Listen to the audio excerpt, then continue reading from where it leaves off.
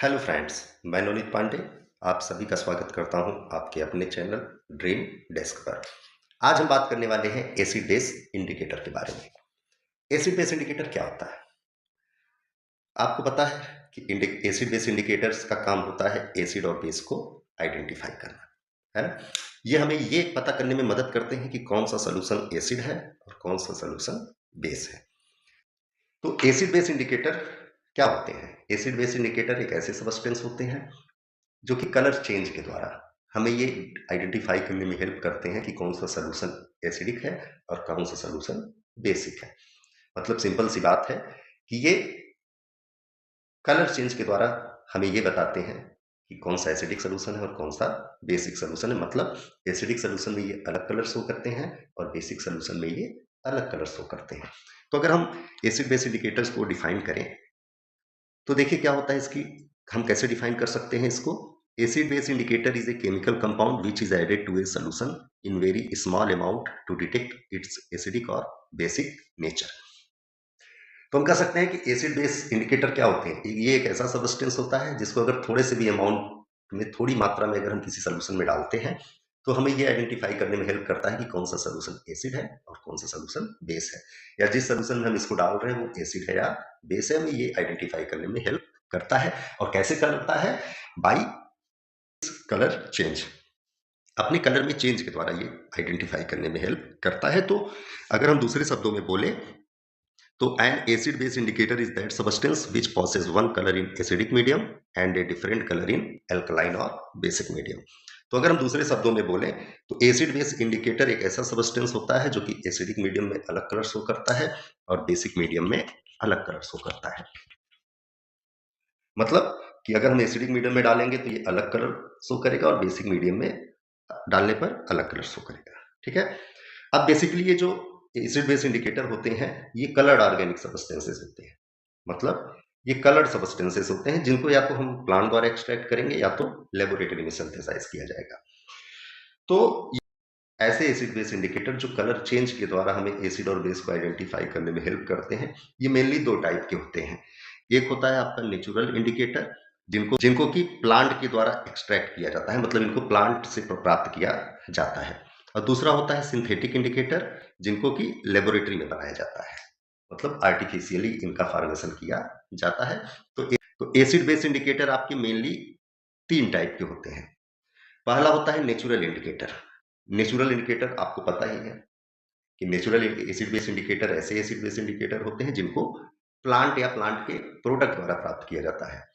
ये मेनली आपके दो तीन होते हैं, जिनमें पहला होता है आपका टर्मेरिक, दूसरा होता है लिटमस, साथ ही साथ हम रेड कैबेज जूस भी इस्तेमाल करते हैं। कभी कभी हिबिस्कस एक्सट्रैक्ट का भी इस्तेमाल एसिड बेस इंडिकेटर के रूप में किया जाता है। दूसरा होता है सिंथेटिक इंडिकेटर, जिनको कि लेबोरेटरी में आर्टिफिशियली बनाया जाता है। इनमें मेनली ज़्यादातर यूज किए जाने वाले दो इंडिकेटर्स हैं। पहला है मेथिल ऑरेंज इंडिकेटर और दूसरा है फेनाफ्थलीन इंडिकेटर। और तीसरा एसिड बेस इंडिकेटर है आपका all factory indicator. All factory indicator ऐसे इंडिकेटर होते हैं जो कि अपने स्मेल के चेंज द्वारा, अपने ऑर्डर चेंज द्वारा, अपनी महक में बदलाव के द्वारा ये एसिड और बेस को आइडेंटिफाई करने में हेल्प करते हैं। इसमें मेनली हम पढ़ते हैं ऑनियन, दूसरा वनीला और एक क्लोव आयल। ये तीन टाइप के ऑल फैक्ट्री इंडिकेटर्स के बारे में हम पढ़ते हैं। तो आइए एक एक इंडिकेटर को हम अलग अलग से इनके बारे में जानते हैं। तो पहला हम पढ़ेंगे लिटमस। पहला इंडिकेटर हमारा कौन सा है? पहला इंडिकेटर है हमारा लिटमस। लिटमस आपको पता है कि एक लिटमस को एक्सट्रैक्ट किया जाता है लाइकेन द्वारा। लाइकेन क्या होता है आपका? आपको पता ही है कि एक सिम्बायोटिक ऑर्गेनिज्म होता है जिसमें कि जो कि एल्गी और फंगस के द्वारा बनता है। मतलब लाइकेन एक ऐसा सिम्बायोटिक ऑर्गेनिज्म है जिसमें एल्गी और फंगस सहभागिता के साथ साथ साथ रहते हैं, जिनमें एल्गी फंगस को फायदा पहुंचाता है और फंगस एल्गी को फायदा पहुंचाता है। तो लिटमस की अगर हम बात करें तो लिटमस जो होता है दो तरीके का होता है। दो तरीके से लिटमस इंडिकेटर का इस्तेमाल किया जाता है। एक तो होता है लिटमस सॉल्यूशन और दूसरा होता है लिटमस पेपर। और ये दो कलर के होते हैं, एक तो रेड होता है और एक ब्लू होता है। तो अगर हम इससे हम एसिड और बेस को टेस्ट करने की बात करें तो अगर न्यूट्रल सॉल्यूशन होगा, न्यूट्रल सॉल्यूशन बोले तो जिसका पीएच क्या होगा? 7 होगा। तो पीएच 7 वाले सॉल्यूशन में अगर हम रेड लिटमस पेपर को डुबोते हैं या रेड लिटमस सॉल्यूशन डालते हैं तो उसके कलर में कोई चेंज नहीं आएगा, वो एज इट इज रेड ही बना रहेगा। और इसी न्यूट्रल सॉल्यूशन में अगर हम ब्लू लिटमस सॉल्यूशन या ब्लू लिटमस पेपर को डालते हैं तो उसके कलर में भी कोई चेंज नहीं आएगा, वो भी एज इट इज ब्लू बना रहेगा। अब अगर बात करें हम एसिड की, तो एसिड क्या होते हैं जिनका पीएच क्या होता है, लेस देन 7 होता है, 7 से कम होता है। तो एसिडिक सॉल्यूशन में अगर हम डालें तो रेड लिटमस तो एज इट इज रेड ही रहेगा, रेड लिटमस के कलर में कोई चेंज आने वाला नहीं है। लेकिन एसिडिक सॉल्यूशन में ब्लू लिटमस का कलर चेंज हो जाता है रेड में। तो अगर किसी सॉल्यूशन में ब्लू लिटमस का कलर चेंज होकर रेड हो जा रहा है तो वो सॉल्यूशन आपका क्या होगा, एसिड होगा। अब बात करते हैं बेस की। बेस क्या होता है, बेस ऐसा केमिकल होता है जिसका पीएच 7 से ज्यादा होता है, मोर देन 7 होता है। तो अगर हम बेस की बात करें तो बेस में ब्लू लिटमस के कलर में कोई चेंज नहीं आता है। बेसिक सोल्यूशन में ब्लू लिटमस डालने पर उसका colour as it is blue बना रहता है, लेकिन बेसिक सोल्यूशन में रेड लिटमस कन्वर्ट हो जाता है किसमें, ब्लू में। मतलब रेड लिटमस का कलर चेंज होकर ब्लू हो जाता है।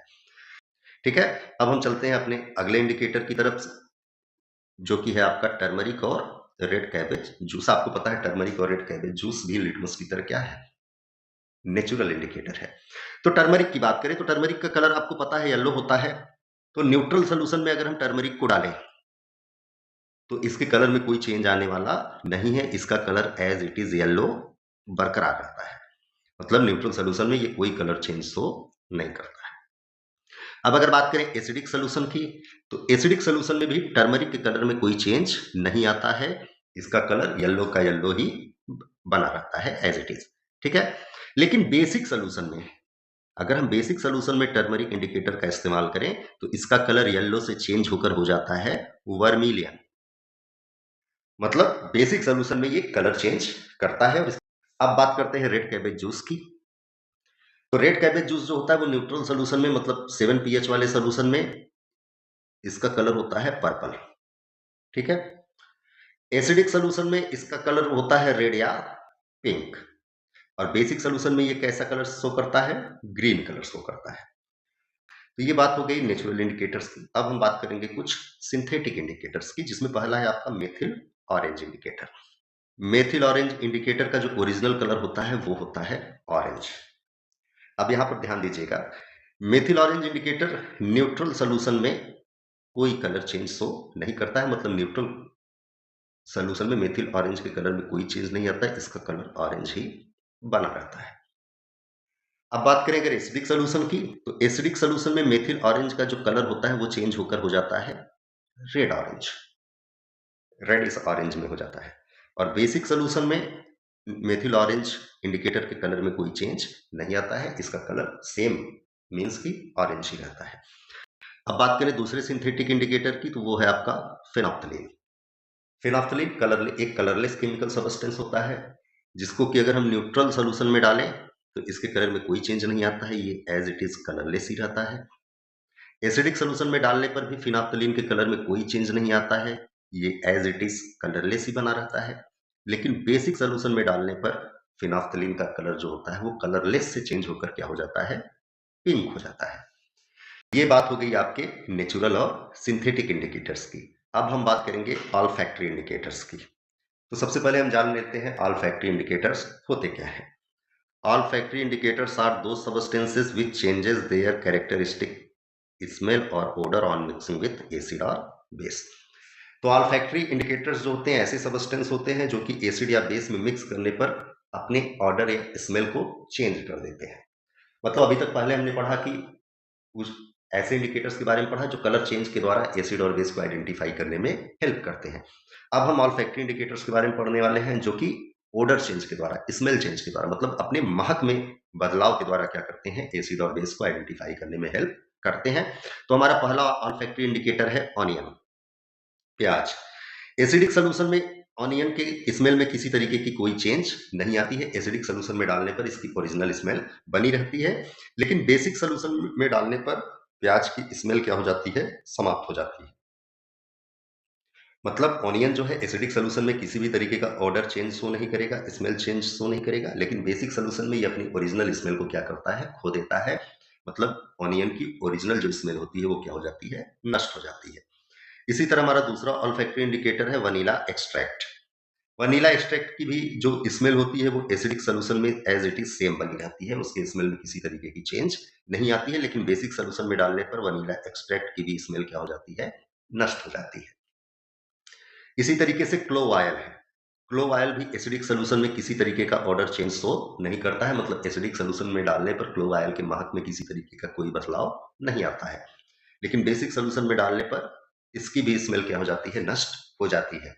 तो हमने देखा कि जो ऑल्फैक्टरी इंडिकेटर्स होते हैं, एसिडिक सॉल्यूशन में डालने पर उनके स्मेल में किसी तरीके का कोई चेंज नहीं आता है, लेकिन बेसिक सॉल्यूशन में डालने पर ये अपनी स्मेल को नष्ट कर देते हैं। मतलब अगर हमें एसिड बेस का पता करना है तो जिस सॉल्यूशन में इनकी स्मेल नष्ट हो जाएगी वो सॉल्यूशन होगा बेसिक, और जिस सॉल्यूशन में इनकी स्मेल एज इट इज बरकरार रहेगी वो सॉल्यूशन होगा एसिडिक। आई होप कि आप लोगों को वीडियो सब पसंद आया होगा। अगर वीडियो दिल से अच्छा लगा हो तो वीडियो को लाइक और शेयर जरूर करिएगा तथा चैनल को सब्सक्राइब भी कर लीजिएगा।